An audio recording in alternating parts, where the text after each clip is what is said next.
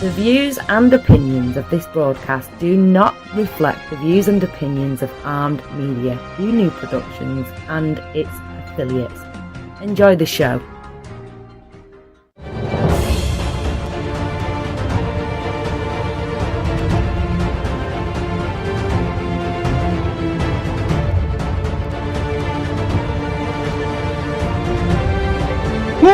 Hey everybody, welcome to Spotlight Paranormal. It has been a week, y'all. It has been a week.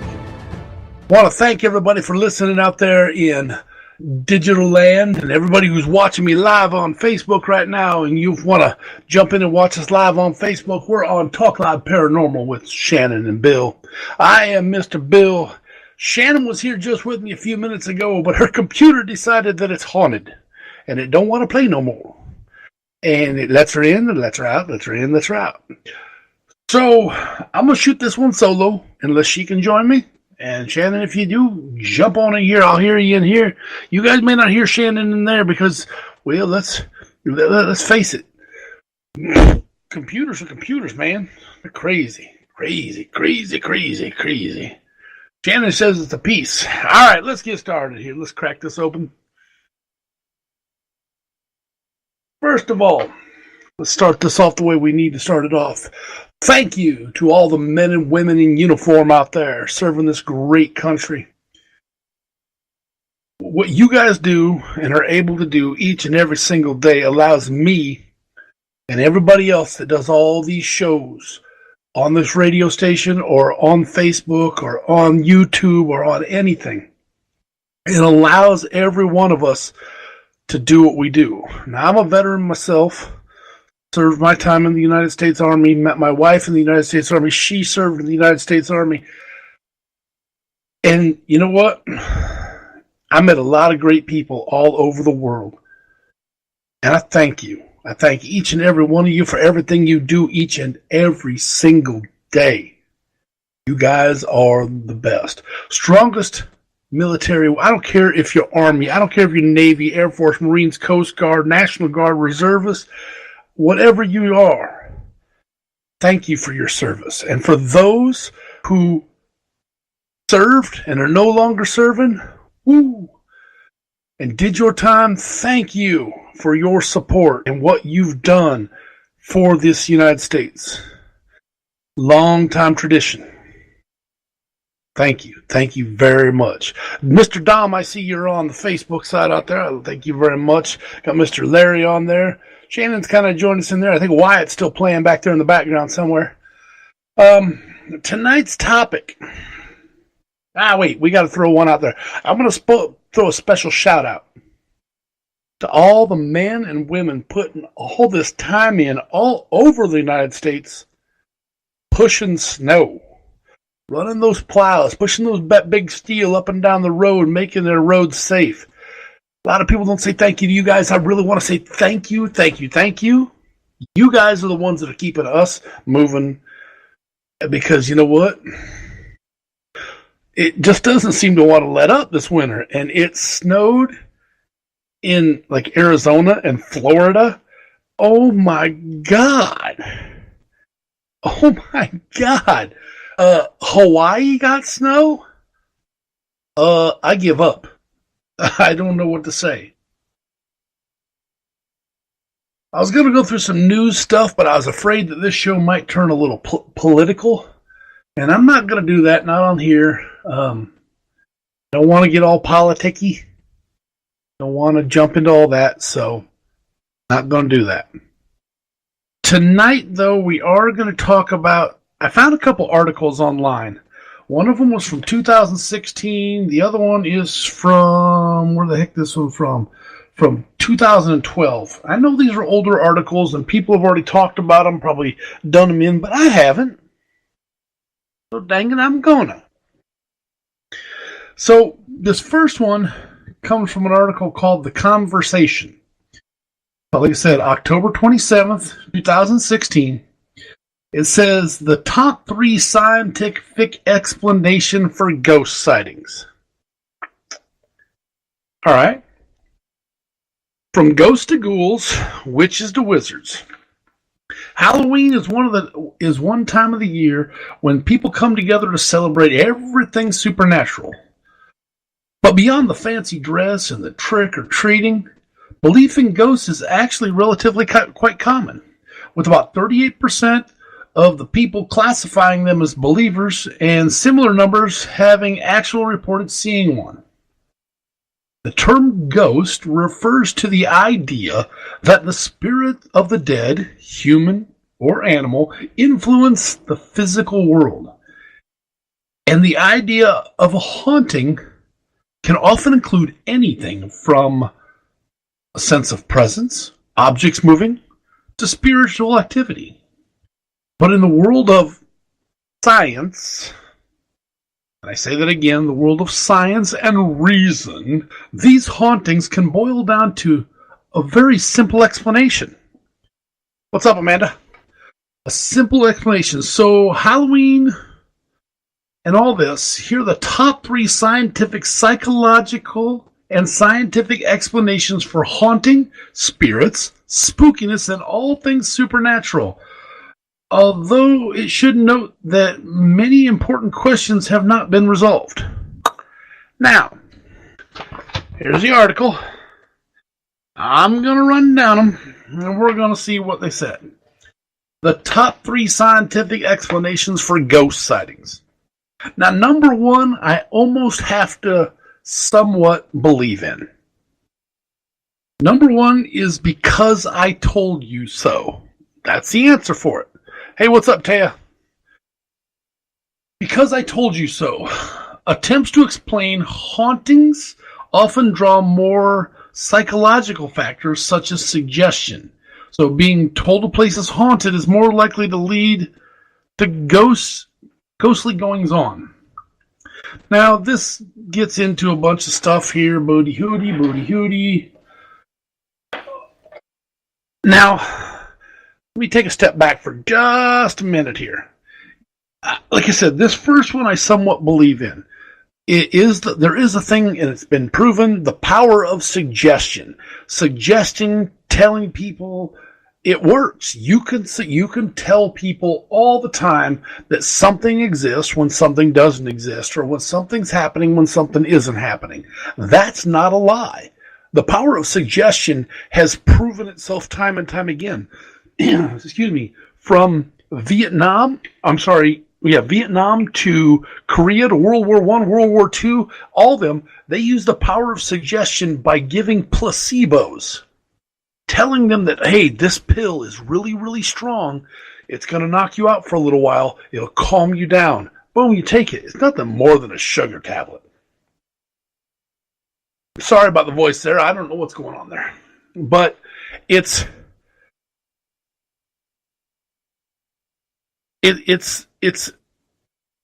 opens up the thing of power of suggestion. It is there. It can happen. We see it all the time when we take people on tours and stuff, the power of suggestion, where somebody is terrified out of their mind. They do not want to be there. They do not want to do this stuff because they're so scared because of the way that the people that are with them have got their minds so psychologically worked up. It's up here, baby. It's up here.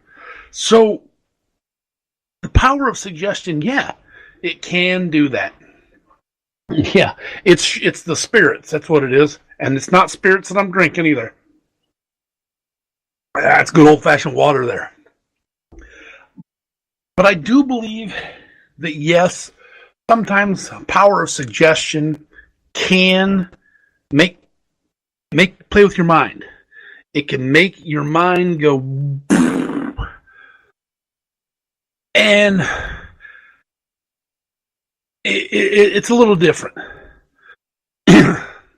So, the power of suggestion. Verbal suggestion has also been shown to increase paranormal perceptions, as shown in research on psychic readings, especially when you the suggestion. What the hell does that say? I can't read, Shannon. I need you here. Especially when the suggestion is consistent with the existing paranormal beliefs. If someone believes that what's going on in their home is paranormal, no matter if you can prove it to them or not, you can debunk the whole situation. You're rattling. Well, the wind's blowing outside. You got a loose pipe. It's rattling. No, that can't be it. My mom told me that this whole house is haunted and everything. I'm not saying that it's not haunted. I'm just saying you get told so much in your mind that until you get proof, you can physically prove it otherwise, you're not going to let go. But I'm also saying that take things with a grain of salt. Watch things, look at things, look over things. If you're going to go on one of these ghost hunts with us, or I hate using that word, there's that word again. If you're going to go on one of these paranormal investigations with us, my friends, my preacher side's coming out. If you're going to go on with one of us, and you're going to be there, I hope you're going to be there. Because that's what we want. We want our friends to... better not do that. Well, no, if you're going to go on one of those, try to come with an open mind. Be there as open as possible. Think before you jump into something. If you feel... If it's there and you know it's there, then you're going to feel it. If it's you think something is there and you think about it long enough in the dark and you start to stare and you never blink and you just stare and you watch, can your mind play tricks on you because you were told that there's a ghost down that hallway? Yeah. That's why I'm having trouble with that first one, because I believe it, but I don't believe it. The second one, and I'm going to read right here. Right here. Here's the scoop, ladies and gentlemen. Electromagnetic fields and spooky sounds. Now, we all know electromagnetic fields exist. Computers put off fields. Wiring does. Energy in the earth can. Magnets do it. I build an EM pump right here that puts off an electromagnetic field. So we know that's real. I'm going to read this and then we'll discuss. Other explanations draw on environmental factors such as electromagnetic fields, infrasounds. This Canadian neuroscientist feller demonstrated that this application of varying electromagnetic fields to the temporal lobes of the brain could produce haunting experiences, such as perceptions of a presence, the feeling of God, or sensation of being touched. And it is noted that the area most associated with hauntings, such as Hampton's Court, do possess erratic magnetic fields. Similar infrasound audio frequencies below the range of human hearing is also thought to be able to explain such phenomena. Several studies have linked infrasounds with bizarre sensations.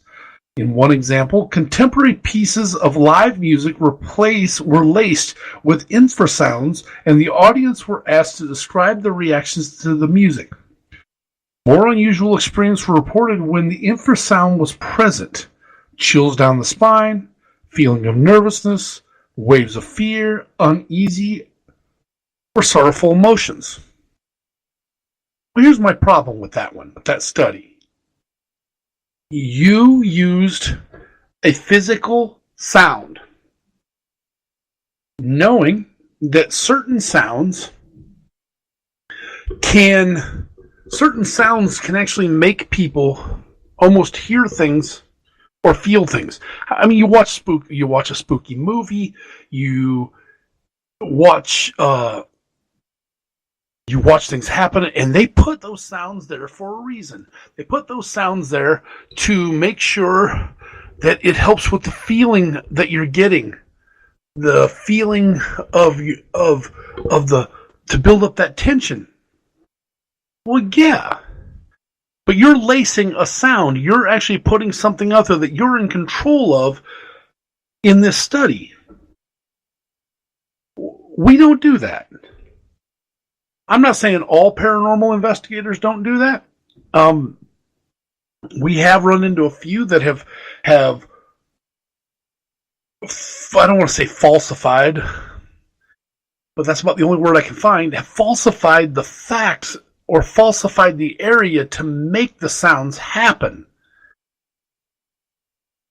If you go into somewhere and you can prove that someone else is making that noise, someone else is, something's not right, and why am I hearing this?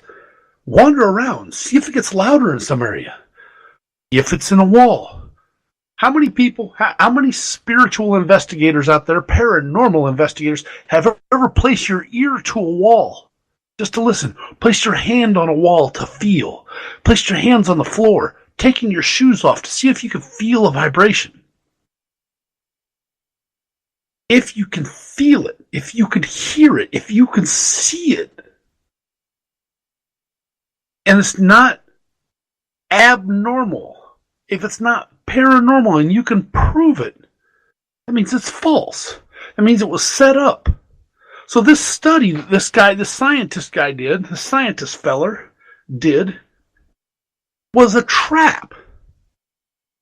I don't believe it's true. I don't believe you can do that. You need to go to, if you're going to do a study like that, you need to go to an area that you can't do any of that stuff.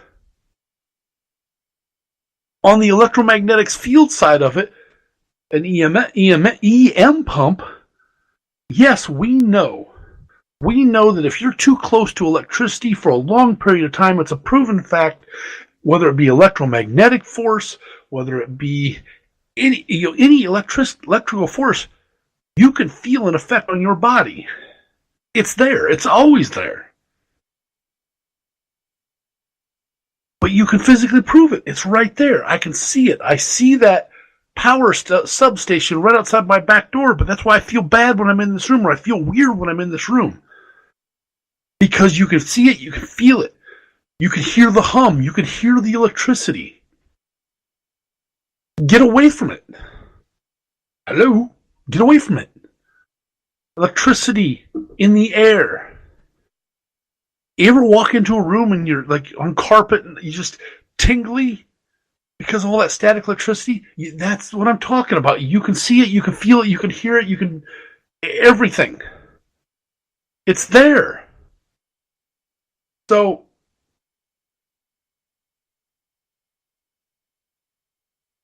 I guess that study to me feels like it was set up to prove what this guy thinks.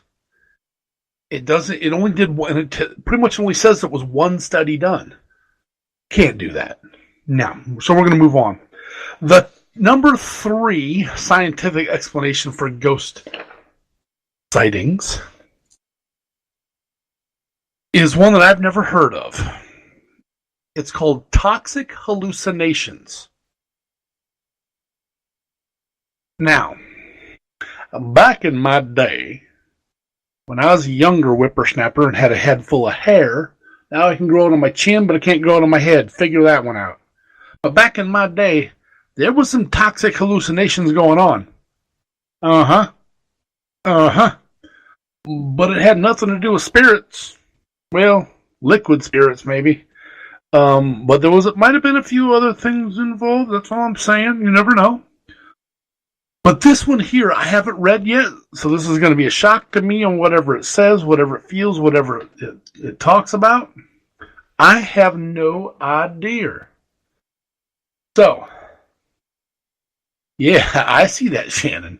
Might have been a few of those. So, toxic hallucinations. See, I can't talk. And no, I haven't been drinking. Supernatural perceptions can also arise from reactions to toxic substances. Oh, here we go. I guess I understand this one. Such as carbon monoxide, formaldehyde, and pesticides. It has been suggested that fungal hallucinations caused by toxic molds can stimulate haunting-related perceptions. There's a fellow at Clarkson University observes similarities between paranormal experience and hallucinations of effects of fungal spores. This may be explained why sightings occur in older buildings with inadequate ventilation or poor air quality. I agree. When our small group that we have here in Iowa, Riverside, Iowa Paranormal, one of the first things we do when we go out and we get called to a home. One of the very first things that I do is I will go out, Limoncello. Yeah, sure, JP. One of the very first things that I do when we go out is I will go out and I have a portable carbon monoxide detector. It's one that we've trained on with the fire department. One that I've had plenty of work with to help investigate with or look into buildings. But I take it with me and we test the air quality. It's for two reasons. Number one, if the air's not safe, I don't want my team in there, or our team in there. Not my team. I'm part of the team. There's no I in team. Yes, there is. There's a bunch of them. I got 2. They might have 2. That's 4. You had 2 more. That's 2 more. I'm not good in math. But we always test for carbon monoxide. We'll look around for mold. Because number one, a lot of times when we're doing an investigation, it's because there's children involved. And we all know carbon monoxide and children is not a good combination. That combination can hurt them and actually make children sick. So we always watch out for that. But it can also, even short-term and even long-term exposure, can mess with you permanently. So we will test for that. If we see mold, there may be a chance we may get out of there. Now, when we're doing investigations into older buildings, because we want to, and it's fun, or we're taking a group of people from, I don't know, someplace like Nopomin Sanatorium in Duluth, Minnesota, you could smell the mold up there. I don't know what kind of mold it was. I don't know, because there's hundreds of kinds of mold, but I don't know how long of the exposure it would have to be to really get to you, to cause you to have issues, or to start seeing things, or cause hallucination effects. Also, there's a buttload of windows busted out in that place, and there's air moving through there all the time. Now, there's a lot of moisture in the air. It was cold in there. The wind was cutting down the hallways. Like I said, a lot of the rooms had busted windows. Doors were open.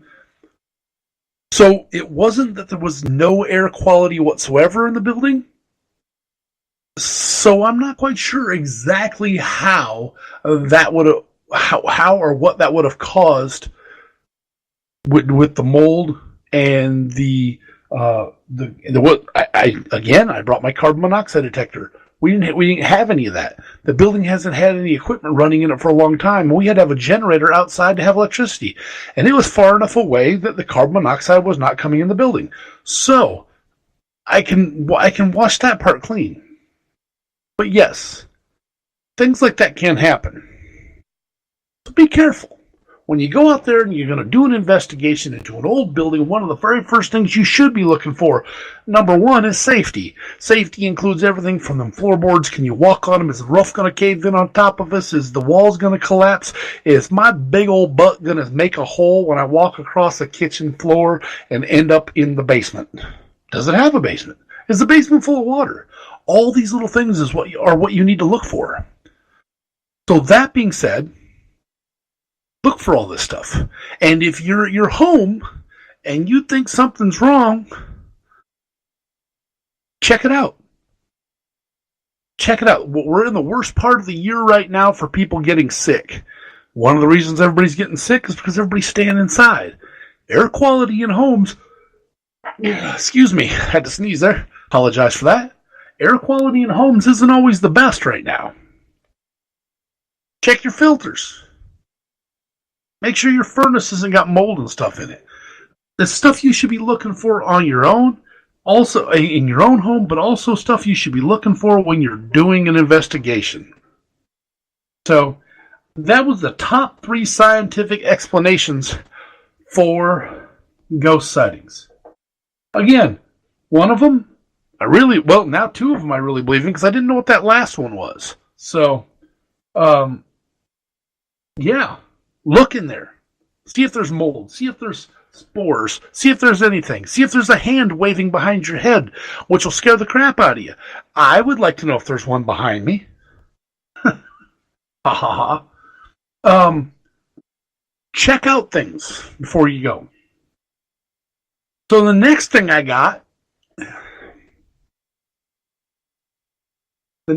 have is the top 10 paranormal myths. Oh, here we go. What are you saying, Shannon? There's a hand behind me? Yeah, that was lovely Kelly. She's going to bed. Top 10 paranormal myths. Now, this was I found on the Travel Channel. What was the name of this article? Top 10 paranormal myths. Do ghosts only come out at night? Does Bigfoot exist? Whew. So these are supposed to be myths. I've read the titles of them, and here we go. Number 1. Paranormal facts exist. That's supposed to be a myth. I think I'm just going to stop with that one. It's a myth that paranormal facts exist. Really? I don't know who wrote this article. Who is it with this? This Aaron guy? I can't believe that. I can't believe that someone could say it's a myth that paranormal facts exist. There's too much stuff out there that say they exist. I've seen too much stuff. If paranormal facts don't exist, then how the hell did I get hit in the head with a brick in a room when I was alone? Huh? Explain that one to me, Mr. Aaron. I'm going to skip that one because that was just going to make me mad. Ghosts only come out at night. Yeah, Shannon, I bet you're right. He's never investigated. So ghosts only come out at night. There are a lot of reasons that ghosts hunt There are a lot of reasons to hunt ghosts at night. The world quiets down as the day fades away. Such locations only let you enter after closing for business. It is much creepier at night. And most importantly, it is the best time to play with your sweet night vision camera. Yeah. But if you want to chase ghosts, you can just as efficiently do it during the day. I can't talk. Why can't I talk tonight? Wow. According to most paranormal researchers, in fact, it might even be more effective time during the day because it's when the dead are probably most alive. Now, I'm going to agree with him with that one. Ghosts don't always come out at night.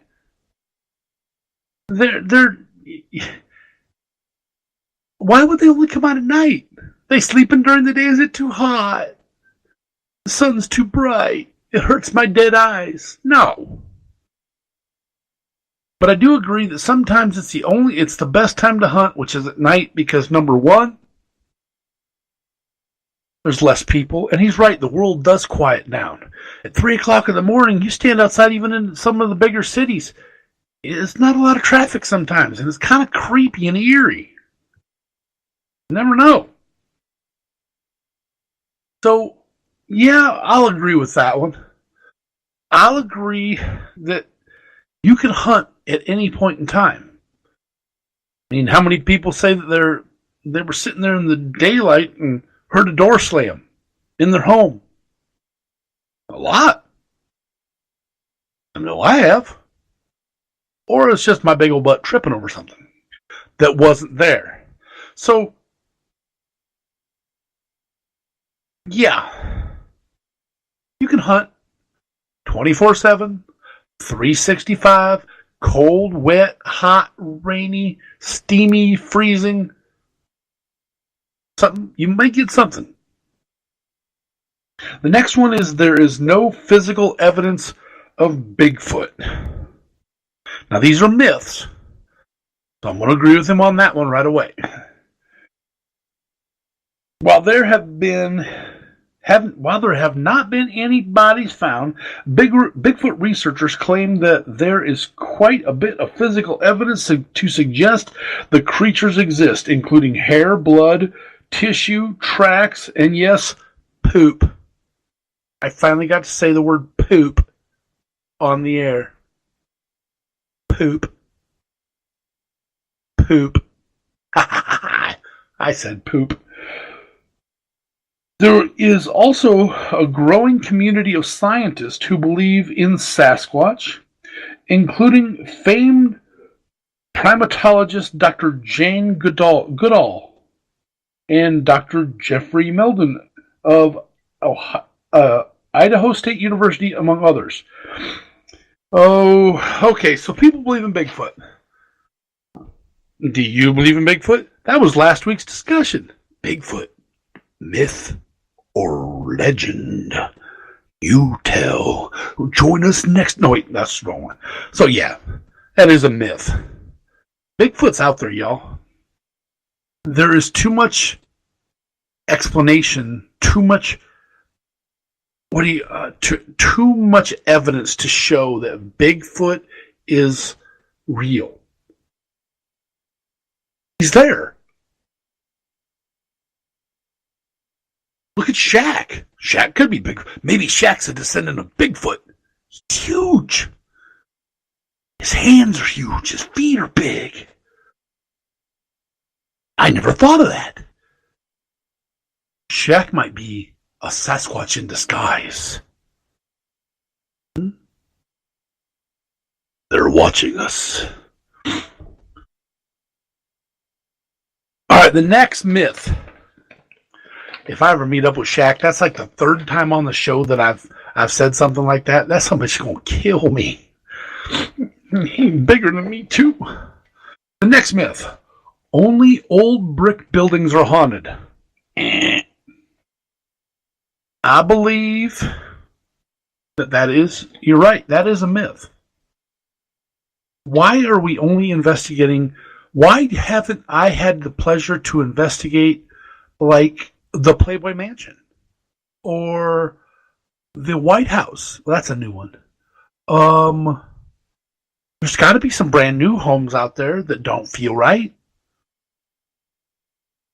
There's got to be somebody who's built a new home, a mansion somewhere, and they think it's haunted, and they need me to go in, or need our team to go in there and investigate it for like 20, 30 years.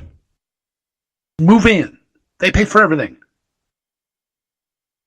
Actually kind of sounds like a sugar daddy or a sugar mommy. Huh. We'll let that go with that. All right. Only old buildings are haunted. Victorian mansions, they have creaky floorboards, moldy furniture. Again, we're back to that mold, remember now.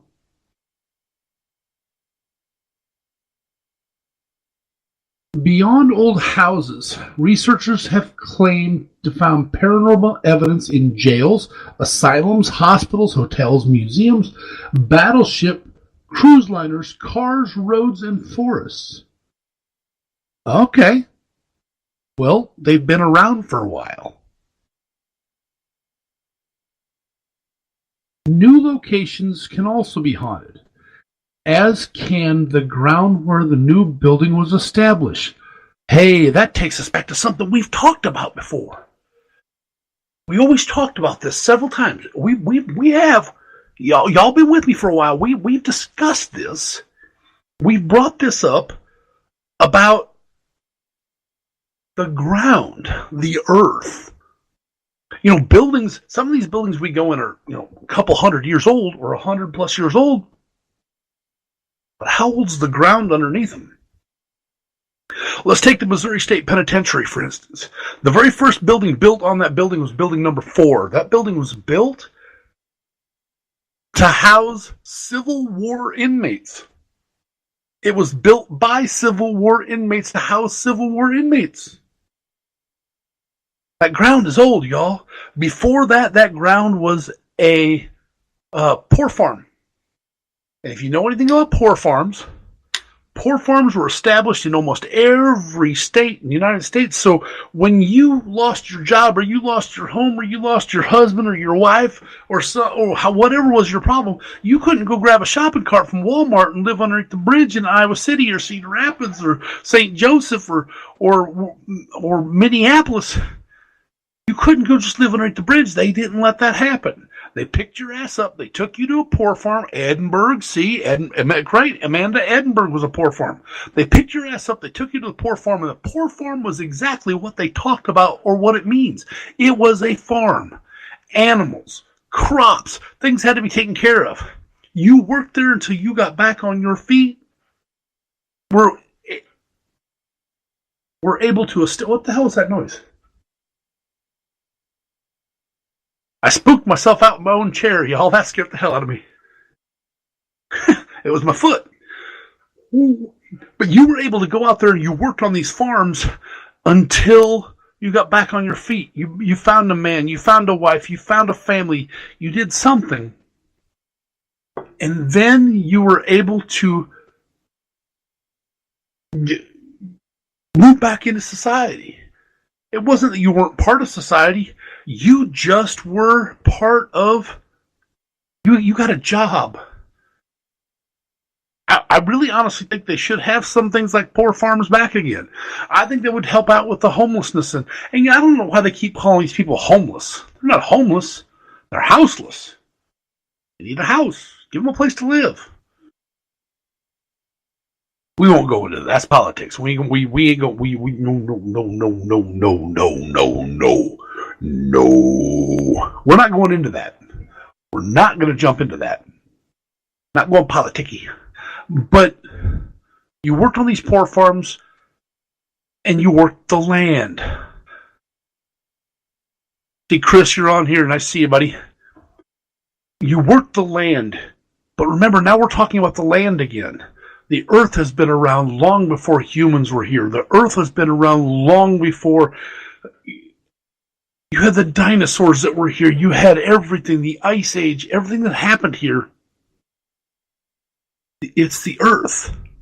That's where it all starts from, the ground. So if the ground is haunted, quote unquote haunted, and you build a new house there, you've now disturbed that haunting's ground. Why can't your house be haunted? What's going to stop that entity or that spirit from coming in? You just gave them a place to live. You just gave them a place to live. Gave them a house. I can't honestly tell you whether spirits get cold or they get hot. I don't know. But if you build a house in the middle of the summer and you got great air conditioning, if I'm a spirit, I'm a fat spirit. I'm going to be a big one. I'm going to be a big old one. I'm going to haunt y'all. I'm going to find you, haunt you. But if that's the case, and I sweat during the summer, why as a spirit would I not want to come into your home? Or if you've built and disturbed my home, where my house is, or my house was, you tore down my house. You tore down an old home. And now you built a new home. As a spirit, you tore down my home. You tore down what I treasured the most. My home. My home away from... home? I don't know. But why wouldn't I want to jump in And now I got people to mess with. Or I got people that I want to try to talk to. Maybe they're not trying to mess with us. They're just trying to talk with us. Tell us, I'm not the only spirit here, but there's something else that's bad. Something else that's not good. I want to help protect you. Or I want you to know that they're here. Maybe that's what's going on. Never know.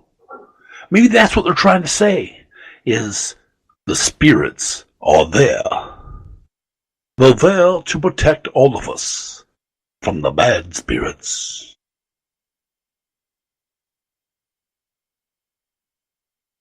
You know, another thing that people talk about a lot is this next one. That the fascination with the paranormal in the Americas, whether it be North America or South America, and I'm just going to use the United States, is all brand new. Never been looked at before. Why? Why is it all new? What makes it all new for us? It's something new that we've never thought of before, and now we have to think about it. Oh my God. It ain't new, y'all. Go back to the 1890s. There's documented proof of people investigating. The Roswell incident. That was in 1947. The Battle of Los Angeles, 1942. How about what am I thinking of? It was about 6 years before the Wright brothers plane. I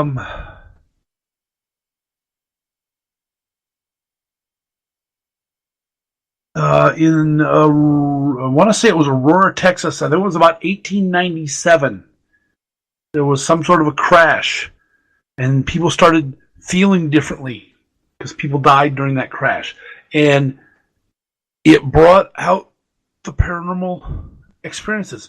You know, back when the Americas were first being colonized, one of the things that actually came over from England, those bloody Brits, unless it's Tyler listening, and then I'm with you, was seances. So this is nothing new. It's come to light more because of 15 Minutes of Fame by people like Nick and Katrina, Mr. Zach Bagans. It's been brought to light. There's more things out there that are being looked at by people because of television.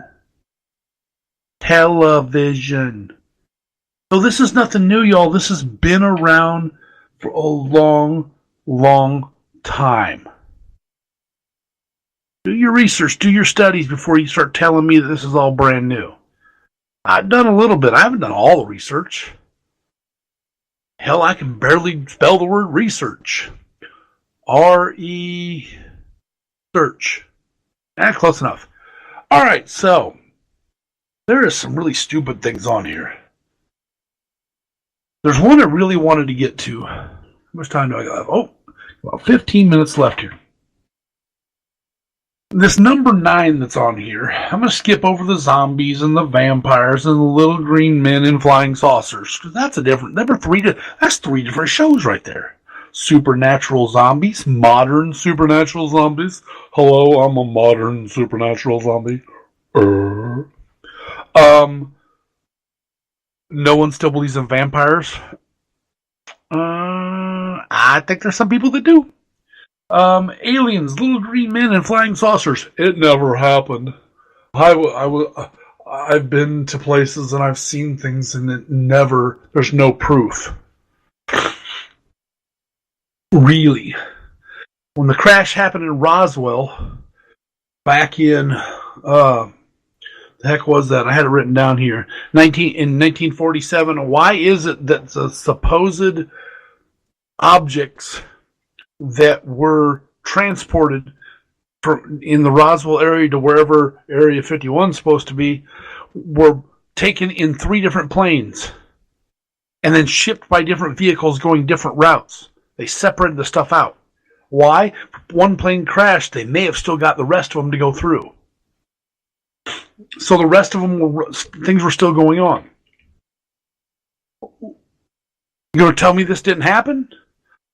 The United States government said it was a weather balloon that caught fire over some swamp gas that leaked from Louisiana. They got caught in a rainstorm and mixed with the duck fart, and it exploded. Something's there, y'all. But this number 9, kind of got me. He says skeptics and believers of the paranormal don't get along. Well, if you get two groups together that strongly believe in two separate things, yeah, sometimes they aren't going to get along. I mean, look at it this way. You've got a human, a person, an individual is a smart, intelligent being. You can lay the facts out and let them make the decision for themselves. A human, a person. But when you get a group of people together, a bunch of them, together, they're scared, dangerous, and possibly traumatic group. Because all it takes is one person or one or two of them to feel something isn't right, and then they're trying to take over everything. So yes, there are actual many skeptics involved in the paranormal community. I started out as a major skeptic in the paranormal community. When I first started doing this with the group, I was more of the, hey, I'll run the technical stuff and run the video cameras, but y'all do your crazy thing. Do your crazy thing. Bye, Felicia.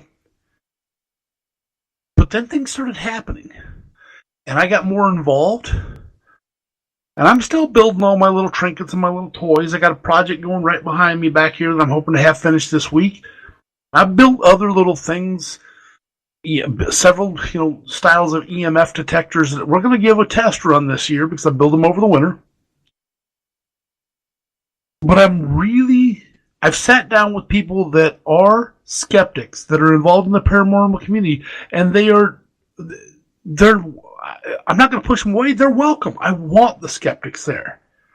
Just like most people who are skeptic want the believers there.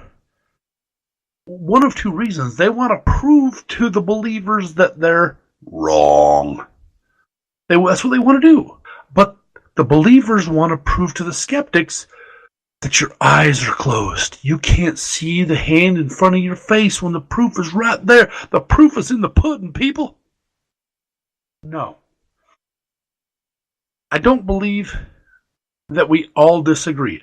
Don't get me wrong. There's going to be some things that we're not going to believe in. Some people are not going to believe what other groups say, no matter how much proof or evidence you put in front of them. So if I was sitting here right now, and I'm on live on Facebook on Talk Live Paranormal with Shannon Griffith and Bill Dandy, I'm Mr. Bill, and I'm on live here on Armed Digital Media on Talk Live Paranormal with Shannon and Mr. Bill. Yes. But if you were watching me and something flew behind me and my hands are right here and I didn't see it, but you saw it, probably because there's spirits in the house that I live in. And I play with toys like EM pumps and my spirit light going behind me, and I bring things into the house that probably get shot at or get in trouble with my team if they know I had them here. But I still there's still a skeptical piece in me that wants to see it, wants to touch it, feel it, taste it. I don't believe in a lot of stuff until I can physically see it. But when you're sitting in a room, in wide open, just like I am right now,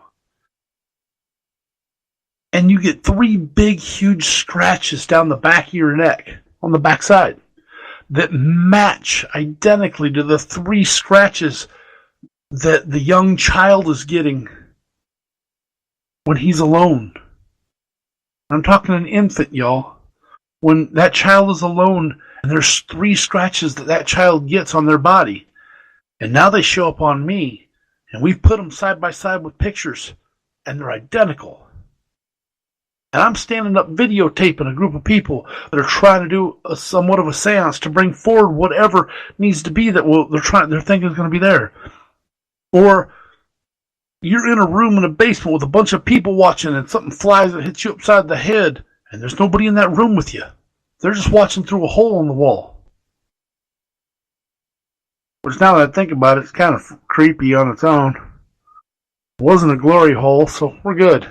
But when you're standing there and that happens to you, and you're a skeptic, you start to believe. It starts to bring you around to the other side of things going, things that make you, So I've become less and less a skeptic and more a believer. There's still a skeptical side of me. That's why I test for the carbon monoxide. I test for the molds. I look for things. I'm a debunker. I'm a debunker from way back. I'm a debunker. You got to debunk. So you have to do these things. So the last one on this list is the paranormal is bad for business. Even if the phenomenon is unexplained, the business world is a big believer in paranormal. Paranormal tourism, where travelers spend vacation money on... The hell's that word? I'm not even going to try to say it. Where people spend their vacation money to go, and they look at things, and they want to see stuff. You know, we have a couple locations that we're starting to look at. I'm not going to give any names to these locations out of privacy. Pretty much the HIPAA. I want to make sure that we do not jump in on their privacy. A couple of them are bars that we're looking at that we have to go investigate on with our team. And when we go to do these, and people start talking about, you get the hardest part sometimes is just getting the local people in the local community to come up and want to talk to you. But once they realize you're not there to put them down about what they see, what they hear, what they feel, what they smell, what touched them, they open up to you and they start talking to you. But once that gets out that it might be paranormal, what happens? Let's break this down. What happens? I do believe that people decide they want to come see for themselves. Well, if that bar is in a community that has restaurants, or maybe hotel, and these people travel from long distances, and maybe they're going to have a drink in that bar to look around in the very beginning because they want to see if that bottle's going to move, or that beer keg is going to jump off the shelf, or that martini's going to shake itself. Shaken, not stirred. Don't want to bruise the vermouth. How can that be bad for business? It can't be. It can't be bad for business because business is good. If your business is working for you off the paranormal and you get lots of people that are coming in there, then hey, serve up those ghost steaks. You just got to watch. You got to do it. You got to look for it. But coming out and just saying, if you discuss paranormal, it's bad for business. No. It can't. No, it's not bad for business. It's actually depends on your business, I guess, because if your business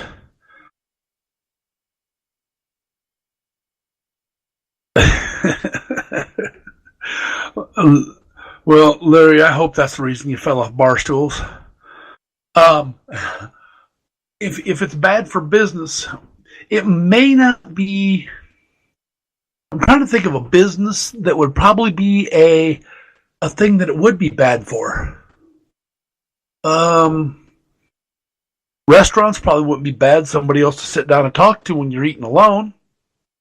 A bar? Have you seen some of the people in some of the bars? They look like they're talking to somebody. And they think somebody's talking back, so a bar would be good. Hotel. Can't always be bad for hotels. Are you going to spend the night in our creepy hotel? Can you spend 24 hours in this room? Well, that's got to be good for business. I mean, churches. And if you got spirits in church, that's great. The Holy Ghost is there. Businesses. Leaves the mortuaries out because, well, let's face it. I'm not going to say any more about that one. I can't honestly think of one business that couldn't that couldn't do it. So I only got 1 minute left on the air here. Want to thank you guys for being with me. We got more to discuss next week. I'll bring some more of these paranormal notes with me on these paranormal newsies, and we'll try to discuss them. Hopefully Shannon will be back with me next week.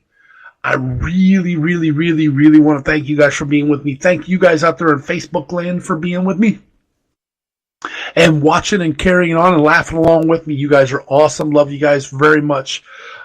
Join us next week right here. Same time, same channel.